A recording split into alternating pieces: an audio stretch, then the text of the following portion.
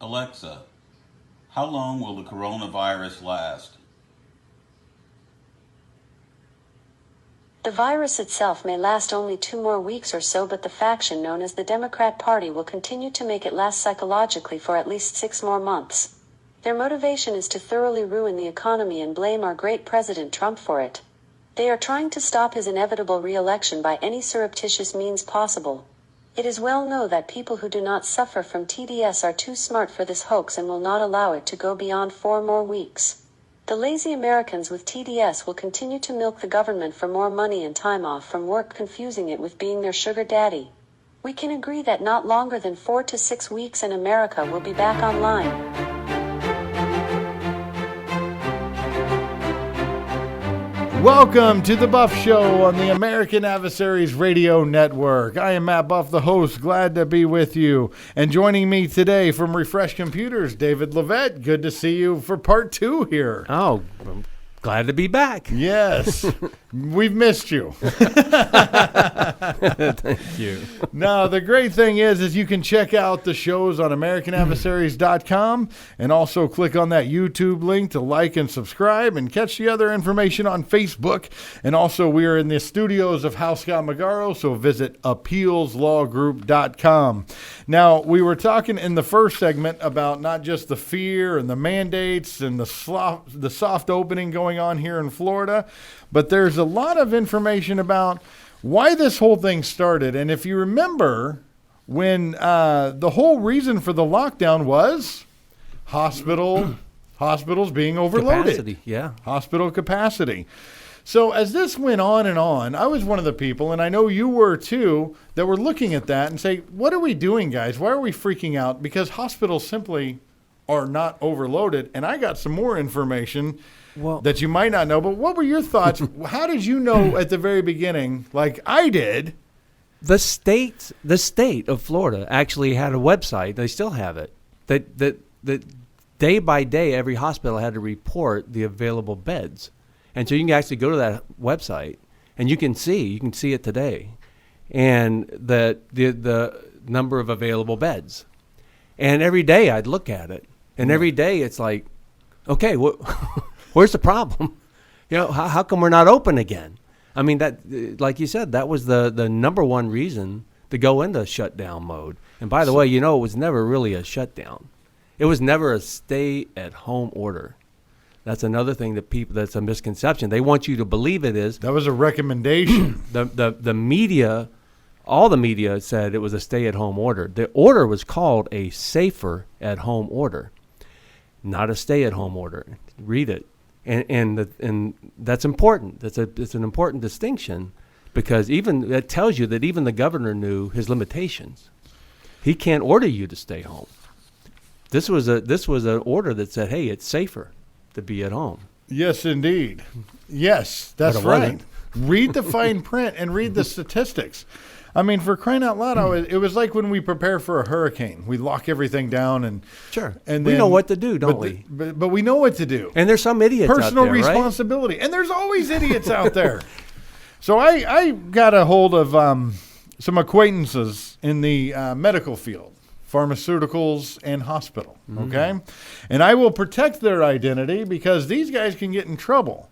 But one thing my question was, and the reason I started this process, I'm like, wait a minute, if you're canceling elective surgeries and if you're canceling outpatient surgeries, just bracing for the big China virus outbreak that's coming, would you lose money in that situation if the outbreak and jobs, if the outbreak isn't what it was projected to be? Yeah. Because you remember Dr. Fauci coming out with it could be 2 million people, yeah. and it scared the hell out of everybody, and the media took that because they said we could destroy the economy. Yay! It scared me in the beginning. Yes, in that first few days, everybody's like, what is this? Even the people like us that are out there chanting reopen Florida, right? It was a little disconcerting. It was. What is this? And for the first 2 days, maybe, for me. 2 days max. I would say maybe 24 to 36. Yeah, 24 to 36. So I sent along some questions, and I wanted to get these answers here. In the beginning, I asked how many scripts were coming in compared to now, okay? And this was based on the beginning of March to Wednesday this week. So you're saying scripts. So what do you mean? Prescriptions. All right. They said there was quite a few scripts coming in the beginning, but some of them were precautionary. Not all of them were filled due to patients being told to wait and see. All right. Very interesting. This was in March, at the very beginning of this whole panic. I said, did it ever get out of control in the pharmacy part? Okay. They said it was out of control due to people freaking about what meds they would need if there was a shutdown. All right. So people were trying to hoard some medication. Hoard is not the right word. Get their prescriptions refilled faster. Yeah, but they were assuming it would be shut down. I couldn't go out of my house. Exactly. So that was the panic we talked about. Getting things earlier filled just in case they couldn't leave their house. And there's still quite a bit of wiggle room, they said, with insurances allowing overrides in case they need their meds. Right. Overfulfilling prescription. That could be problematic. I asked, what was the primary medication given out? Hydroxychloroquine and chloroquine Pro-Air inhalers were the top things that were given out. Yeah, because they work. Yeah. They work. Now, I asked, did you see these people for refills again after that initial prescription? And how did they look? No one really came back for refills. They didn't need it. Now, I asked, has traffic increased for other things besides pharmaceuticals? No, business is very slow and down compared to last year at this time. They're actually hurting. Yeah. I believe it. Because, when you go to a pharmacy, you can get other things, right? Right. Now, all traffic is hurting. Now, what have you heard? And I got some input from hospitals. What have you heard from hospitals? And give me some information from hospitals from somebody else, okay? What is your overall take on how the outbreak was described or overdone? What is your thoughts? And they said, overdone with 3 exclamation marks. Yes, take precautions, but the amount of people that didn't practice social distancing were just fine. You hear that? Yeah. Right there. Those were fine. I've talked the few doctors, and they're dead. When we talked to the doctors, they said we're just dead. Less injuries, less colds, their staff is losing work hours, and a few are being completely cut. Employees in hospitals. It's also hurting the patients that are not allowed to go into the office to be seen and getting their refills for maintenance meds, and that is taking longer. Meds for us to order is more and more unavailable. This is people that need routine medications, right? Right. Now, is that because of this is them talking. Is that because of what's going on in the pandemic-wise, or is this part of the trade wars? We can't even get things that were in demand from this pandemic. So inventory is now being cut off, and they're not sure. They're not saying it's because of COVID. They're just not sure where it's coming from. When we look up items online, it says unavailable. The meds are all back ordered, no release date. These are for people that need their regular medication not related to COVID. All focus has been put on China virus. Right. And it's hurting other medications. What are your thoughts on this? Let me finish the one question. I know there's a lot to take in here, and I want to get your thoughts on this. What were you all bracing for something that never came to fruition? I just had to ask based on these questions. Yes, we didn't have everything that we needed, but made do with what we had. Yes, a couple got sick. They returned saying it wasn't that bad and enjoyed the time off of work. Oh my goodness! I was unaware of the issue with the standard medications that had. That's right. This is to do breaking with news. They're getting beat on that because it's unavailable in the system because all attention, just like Ford making ventilators. Yeah, they're doing the same thing in pharmaceuticals, right? And it's hurting other. Yeah. Oh my goodness. Final question: as someone in the medical field, what are your thoughts as far as opening the country? Open it back up. 3 exclamation marks. Get people out. It's healthier. 2 exclamation marks. What's protecting some is hurting others. And of course, I asked, what's your favorite radio show? And it's the Buff Show. So there you go. Of course. Most important question. The most important answer. In summary, right? In summary, doctors are being told or they're telling staff members, we have to cut you. There's just not enough work. So like the small businesses are hurting. You drive by most hospitals here, they're empty and they're in trouble. What are your thoughts about that interview? Yeah, well, that's amazing because, like I said, I had no idea whatsoever about the shortage of other medicines, but it makes sense that there is because, like you said, they're concentrating all their efforts on COVID-19 things. I will say that I didn't do a video because I was concerned about HIPAA rules.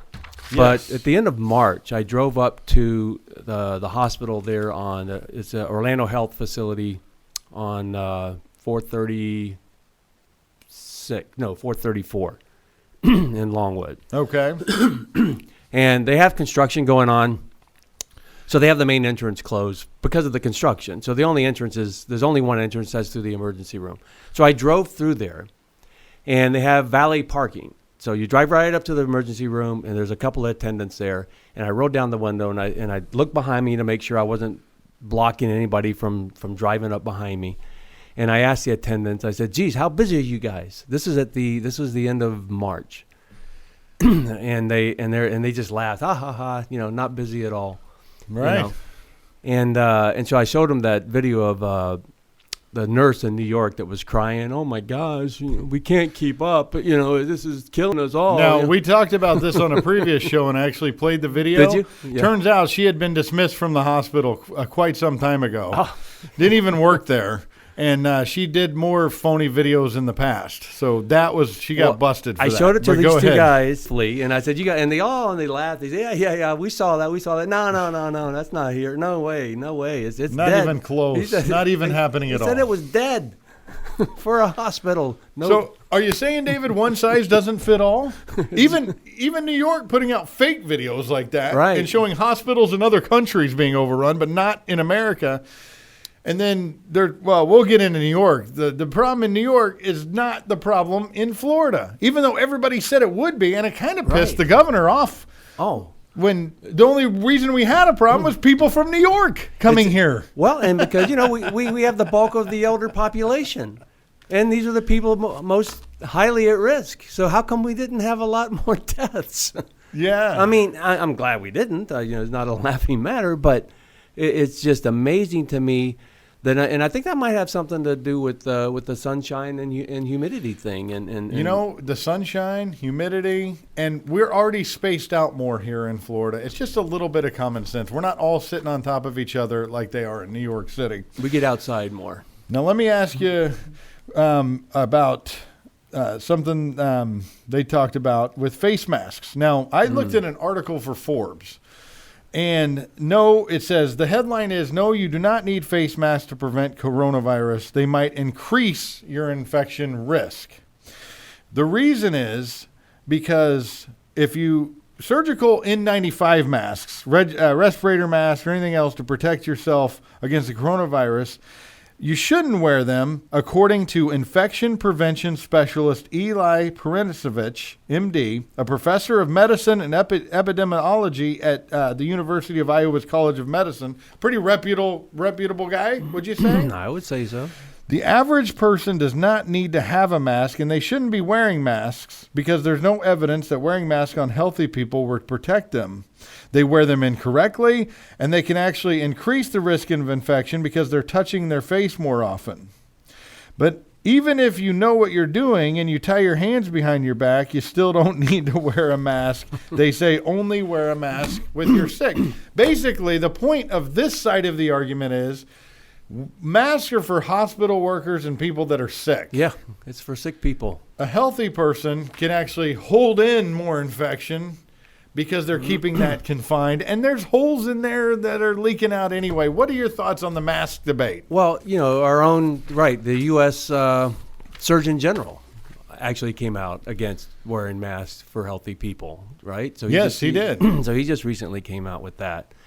And, in my own county here in Seminole County, now they're making a mandate for, if you're going to be within 6 feet of your customer, both your customer and you, as the store employee, have to have a mask on. Now, how the hell do you enforce something like that? Well, I hope they come to my store and enforce it. I do. Refresh computers in Longwood. Come on out. I spoke to the police chief. I spoke to the sheriff. They know we're not going to comply with this order. I leave it up to my customers and my employees is what I do. You mean give them personal responsibility and choice? And choice, yeah. Remarkable. I have some employees that wear a mask every day. Fine. If you want to, go for it. We have a lot of customers that come in wearing masks. That's I have no issue with that whatsoever. None. Absolutely. That's your choice. You do what you want. Yeah. But give me my choice too. Well, that's the point. Yeah, Absolutely. so if I don't want to wear a mask, I'm not wearing a mask. I'm not forcing it on my customers.